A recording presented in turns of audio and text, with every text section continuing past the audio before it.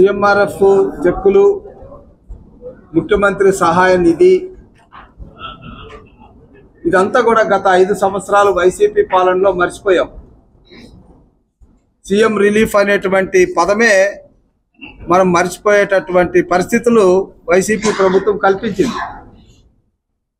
అయితే చంద్రబాబు నాయుడు గారు నాయకత్వంలో తిరిగి కూటమి ప్రభుత్వం ఏర్పడింది.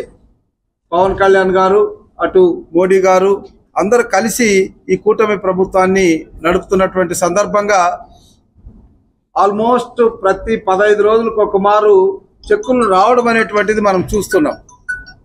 అంటే మీరు ఇప్పటికే గమనించుంటారు, మన కార్యాలయంలోనే ప్రత్యేకంగా ఒక సహాయకుల్ని ఉంచడం, ఎవరు వచ్చినా వాటికి ఒక సీరియల్ నంబర్ ఇచ్చి వాటిని ఫిలప్ చేసి ఏదైనా పొరపాట్లు ఉంటే వాటిని సరిదిద్ది వెంటనే నివేదికలు పంపించడం జరుగుతుంది. అభ్యర్థులు ఎక్కడ కూడా సీఎం ఆఫీస్కి కానీ, సెక్రటరియట్కి కానీ, లేదా ఏ అధికారి దగ్గరికి వెళ్లాల్సినటువంటి అవసరం లేకుండా చెక్కులకు మాత్రమే పిలిపించడం జరుగుతుంది.